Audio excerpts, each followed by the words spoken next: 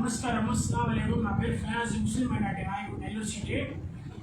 ఇదైతే ఇక్కడ ఉండే ముస్లిం అమ్మాయి, ముస్లిం అయినా, హిందూ అయినా, క్రిస్టియన్ అయినా, ఏ మతం అయినా ఒక హ్యూమన్ బీయింగ్గా ఈ పాపకి తండ్రి లేడు, ఈ తల్లి ఉంది. ఏదైతే రీసెంట్గా నెలలో మ్యారేజ్ ఫిక్స్ అయింది. చూస్తూ ఉంటే అయ్యో పాపం అనిపిస్తూ ఉంది. ఉండడానికి కూడా ఇల్లు లేని పరిస్థితి ఉంది. పెళ్లి చేయడానికి ఆర్థిక పరిస్థితి బాగలేదు. ఫయాజ్ అని నేను నా ఫ్రెండ్స్ స్నేహితులతో కలిసి 10,000 రూపాయలు ఈ అమ్మాయికి ఆర్థిక సాయం మేము చేస్తున్నాము.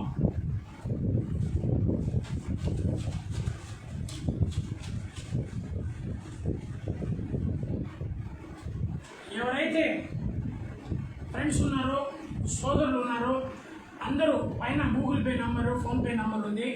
దయచేసి ఈ అమ్మాయికి పెళ్ళికి మీరు సహాయం చేస్తే ఎంతో మేలు మీకు జరుగుతుందని చెప్పి ఈ సోషల్ మీడియా, ఫేస్బుక్ లైవ్ ద్వారా మీ అందరికి తెలియజేస్తున్నా.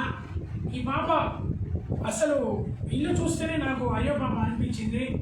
చాలామంది నాకు అడిగారు, నీకెందుకు ఫయాజ్ భాయ్ ఇటువంటి విషయాలు, 100-150 పెళ్ళిళ్ళు ఉన్నాయి, నువ్వు చేస్తావా అని చెప్తే నాకు ఎంత ఉందే, దేవుడు ఎంత ఇస్తే నేను ఒక సోను సుద్లాగా అవుతే ఇంత కాదు 1000 పెళ్ళిళ్ళైనా చేయడానికి నేను సిద్ధంగా ఉన్నా. నేను నా ఫ్రెండ్స్ అందరూ కలెక్షన్ చేసి ఈ అమ్మాయికి ఇచ్చాము. ఎవరైనా ఆర్థిక సాయం చేయాలంటే పైన గూగుల్ పే, ఫోన్పే నంబర్ ఉంది. దయచేసి మీ చేతులను జోడించి అడుగుతున్నా, అందరు చేయండి. ఈ పాప 2 మాటలు మాట్లాడండి. సామె కాదు.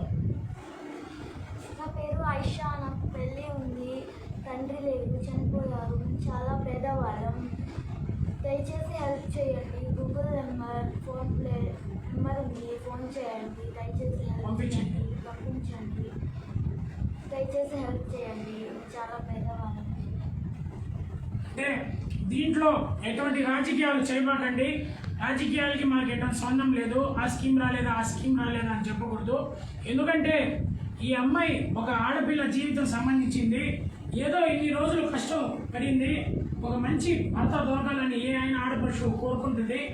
భారతదేశంలో మహిళలంటే ఎంతో గౌరవిస్తాం, స్త్రీ అంటే మేము పూర్తి చేస్తాము.